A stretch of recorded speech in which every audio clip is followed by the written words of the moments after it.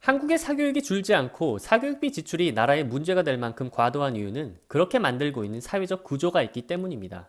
또한 많은 젊은이들이 공무원으로 몰리는 까닭 역시 같은 그 구조에 있죠. 자, 그런데 많은 사람들은 그런 구조를 못 보는 것인지 아니면 안 보는 것인지 잘 모르겠지만 그것을 무시한 채 피곤한 나라다, 헬조선이다, 사교육에 등골 휜다 등등의 말을 합니다.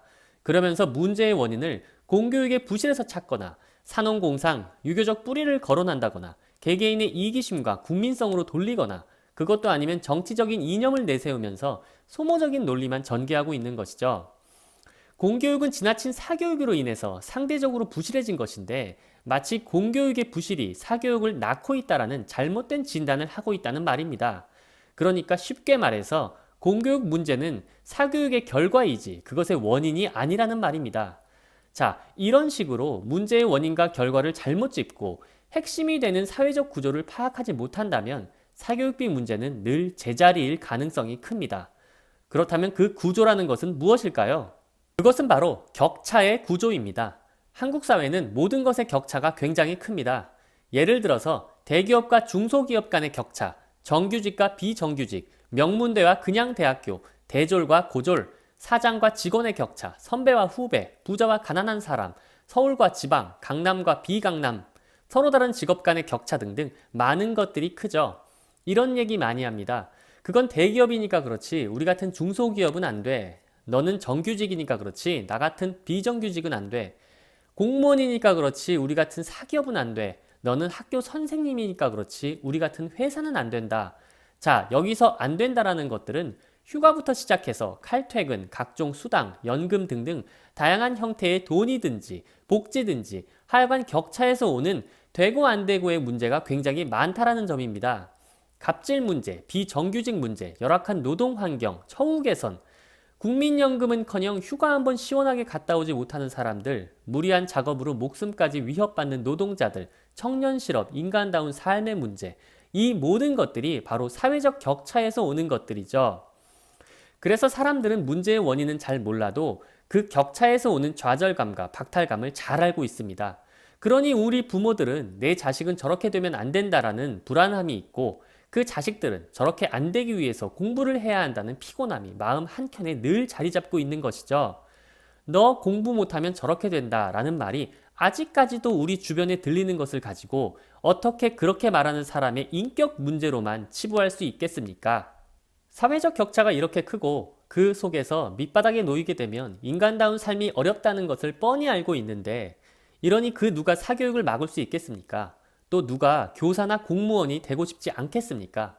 이런 격차의 구조는 다루지 않고 문제의 원인을 잘못 파악하니까 강제로 과외를 막겠다는 80년대 정책부터 일정 시간 이후로는 학원 문을 닫아야 한다는 최근의 반복까지 또 부모의 잘못이 크다느니 내지는 학교 교육이 문제다라는 원인 분석들 정말 답답하기만 합니다. 자, 그렇다면 호주는 어떨까요? 호주에서는 왜 많은 사람들이 상대적으로 사교육비를 적게 쓰며 왜 공무원이나 교사라는 직업에 몰리지 않을까요? 그리고 왜 너 공부 못하면 저렇게 된다라는 말을 듣기 어려울까요? 자, 그것은 바로 격차가 크지 않기 때문입니다. 호주에서는 사람들이 가끔 이런 얘기를 하곤 합니다. 그냥 아무 일이나 일단 해라. 그러면은 돈을 벌 수 있다. 라고 말입니다.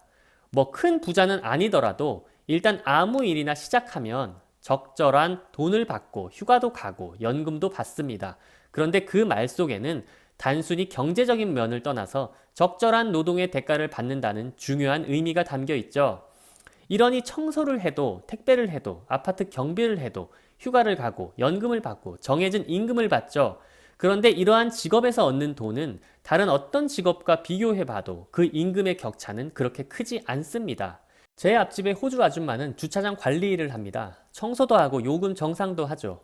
그런데 1년에 한 번씩은 꼬박꼬박 미국이든 유럽이든 한 달 넘게 휴가를 갑니다. 우편물을 봐달라고 저한테 부탁을 하니까요.